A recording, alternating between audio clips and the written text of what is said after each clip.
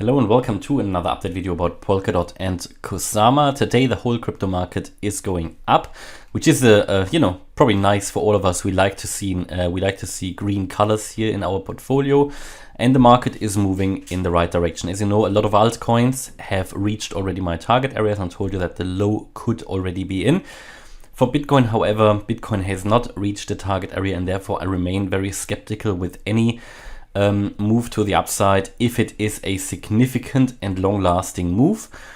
For that purpose, I have started to dollar cost average in below 40k for Bitcoin. And I believe dollar cost averaging in at the current price levels for a longer term, for taking longer term swing trades, I believe is, at least it is for me, the best strategy. It works best for me. It gets rid and removes pretty much most of the emotions. I always read the comments, and when people say, right, I said the price will go lower, the person panic sold, and then it did go up 5%, and then that person bought back. Honestly, if you do things like that, you need to get used to the daily volatility in the crypto market, right? A 5% daily up and down is absolutely, to a degree, unpredictable. You can't, right? I believe in this space you can only survive by taking into account probabilities, the understanding the longer term trend direction, the longer term, even medium term trend direction or short term trend direction, but not panicking, especially not when we've already dropped 70%, because this is the time for buying. At least for me, it is the time for buying. I can't tell you if you should buy or sell. I will never do that.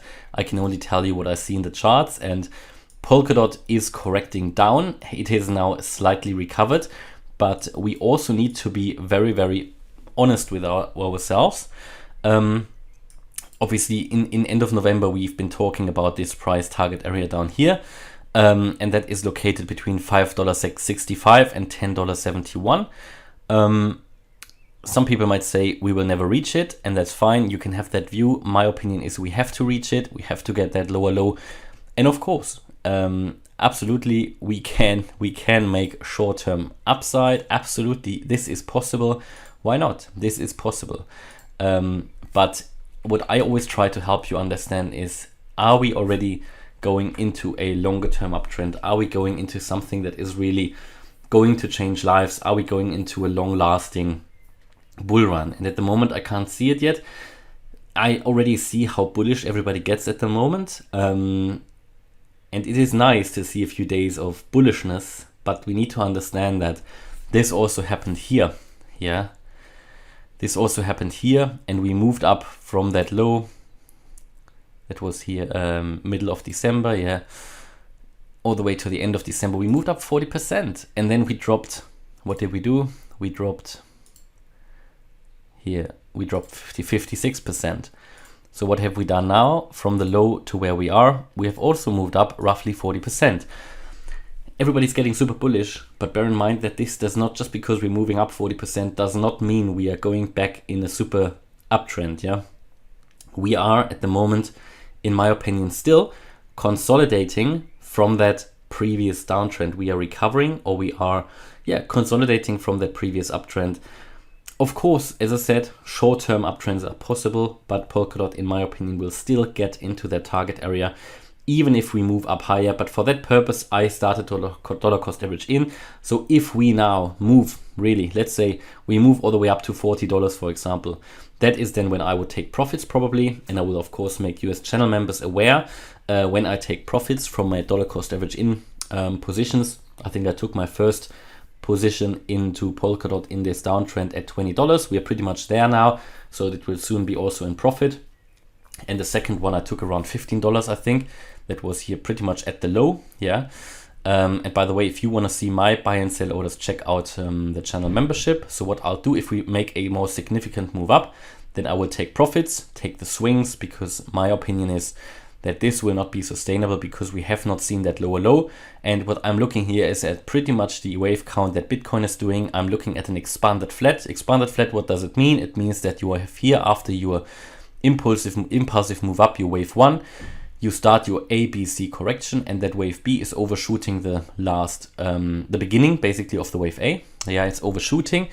that is a sign for a very, very bullish market, and we can understand that. End of last year, everybody was hoping for new all-time highs. So it makes sense that we did an overshooting wave B. However, what happens then in a wave C, you make a lower low. You come below the wave A, and that is what has to happen to complete that correction. Always get the questions, what happens if it doesn't complete the correction? Well, then it doesn't, and we have to live with that, unfortunately. I don't have the crystal ball, but I can only talk about probabilities on this channel. The thing is, if it doesn't complete the correction, I'm more careful with adding to my positions, okay? That is just what I try to do, because I'm less convinced that it will go in a sustainable uptrend. There are various other cryptos that have already reached their target areas where it's much more likely to really complete that correction, okay? One example is Kusama, and we are going to, where it's much more likely that it's going into the new all-time high uptrend. And one example is Kusama, and we're going to take a look at that in a minute. So at the moment here, we can see the 4-day chart. On the 4-day chart, we see some bullishness. You can see here we had a bullish MACD crossover here a few days ago on the 10th of March, actually. That is quite bullish. Yeah, we've seen that now with a few other cryptos. That bullish MACD crossover, that is an indicator that we could see a little bit more bullishness. I mean, the last time that actually happened, we moved to new all-time highs. So this is one thing, but we need to understand that just because that happened here, yeah, we moved to new all-time highs, but it was only a wave B. It was also not a sustainable uptrend. Yeah, yes, we made it, of course, from around $10 to 52, but it is nothing where we had a sustainable uptrend. Okay, you can clearly see that because we're back in a downtrend at the moment. So, but it is still something to be aware of, and something that is looking good. And also here on the weekly, we can see that it is continuously decreasing the negative momentum. So the charts are not looking too bad. The indicators are turning bullish. On the weekly, we also see there is a lot of scope for further upside, of course, also for further downside. The 4-day chart, also the RSI, has much more scope. The daily also has much more scope for further upside. I mean, here we're already nearly at 60, so not that much more, but also here the MACD is still bullish. So it looks a bit like we're currently here still in an uptrend, and we continue a little bit further that upside movement at the moment. Yeah, we also broke above the 61.8% FIB level at $19. But what I mean is that this is looking good shorter term. Yeah, it does not mean that we necessarily get back into new all-time high territory just because we are moving up and just because we have a 4-day bullish crossover on the MACD. However, we have a W pattern here, and surely there is some short-term upside potential possible. Next resistance, because we broke that 61.8% FIB level, next resistance would be here that 2260 level. Yeah, very, very important one. I think by then the daily MACD, the daily RSI will be overbought. However, that is the next level that I'm looking out for. At the moment, though, it's still all looking fairly corrective here. And yeah, I think until we break above that 2260 level, I will remain with my view that also short term, we are still going to see here lower levels, and that we are going to see the target area. So I'm not changing my view about the target area at all. The only thing is, do we see some more temporary upside here together with Bitcoin, or do we go down pretty much straight away? In this whole downtrend, Polkadot was fairly weak. So I think we just have to wait a little bit what the next days are giving us here. But as I said, we are in a short-term uptrend. You can even draw a short-term trend line here. Yeah, and as long as you are above that trend line, it's looking good. Yeah, but it's a very weak uptrend. Yeah, so bear that in mind. Kusama is looking a bit different. Difference is here that Kusama did reach the target area. I told you in previous videos that I like the chart of Kusama much more than Polkadot's. Kusama has reached these FIB levels between the 88.7% FIB level and the 78.6% FIB level. And Kusama has, come into it. We've seen a reaction. In the last video, I think it was, we talked about this descending wedge. That is a bullish pattern. It broke out of it. It broke out of the trend. It broke out of the target area. And yeah, we have since the low, since it came into the target area, we've made a nice 50% upside already.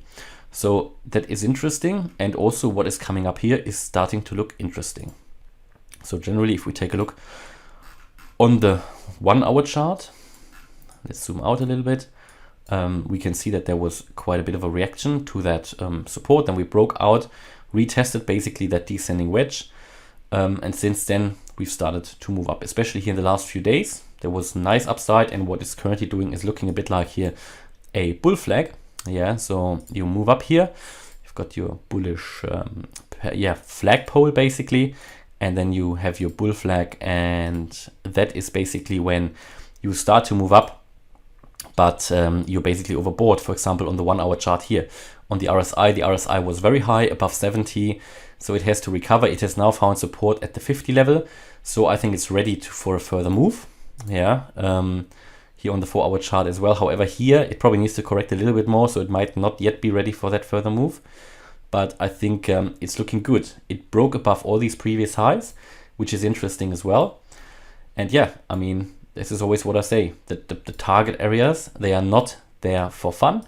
The target areas are there to enter positions anywhere here. Where it is, I leave to you. You know, that's entirely your decision. Kusama is not on my buy order list personally, but many other cryptos are. And everybody who doesn't enter a long position in these target areas, then of course needs to ask themselves, why? And obviously should not complain when the price is then suddenly moving out. Because I told you many times that as soon as a cryptocurrency has reached these target areas, at any point in time, unexpected upside is possible, and we can see an impulsive move to the upside quite quickly. And just because a crypto is moving into the target area doesn't mean it suddenly starts to move up, but it is the area with the highest probability where the turnaround is going to happen, and we potentially see that here now. It's a bit too early to say. Yeah, we have to have a bit more patience. But so far, I think this whole strategy is working out with these target areas. We've seen numerous cryptos finding support there. There are only a couple I'm aware of that actually broke below these target areas, like Opulus, Blocktopia. Unfortunately, these are high-risk projects as well. Small projects I become a bit skeptical of. But that is, with more risky projects, it is just the case. That is why I mainly focus on these higher profile cryptos like Polkadot, Chainlink, Bitcoin, Ethereum, Cardano, Harmony One, Solana, Phantom, And I'm not a friend of doing a TA on on every small crypto. I see a lot of requests in the comments. I try to stay away from it because these cryptos, a lot of these may not be here in 5 years or so, and I try to stick to the main cryptos. From time to time I can do other ones, but first of all, any TA takes a lot of time, especially if I consider Elliott waves. And I don't want to show you cryptos where there's a high risk that they are not going to survive, right? I'm not saying that Opulus won't survive. I'm not saying that Blocktopia won't survive, but we all need to understand if we invest in these smaller cap projects or these more risky projects, that there is higher risk, okay? But overall, yeah, Kusama looking good. Yeah, next target for me, and let's take a look at the VP-VR indicator just to show the historical volume. The next key target, yeah, that's also what I wanted to say just by looking at the chart, because we've got that significant high, is here in this area of around $210 US. That's that previous high, yeah. I mean, it already starts, that resistance zone already starts at $180, so maybe that is the first target before you then can move all the way up to $210. That's my view on Polkadot and Kusama. Hopefully you liked the update. If you did, please hit the like button, leave a comment, and also subscribe. And if you really like the content, then check out the channel membership. Thanks a lot for watching. Bye-bye.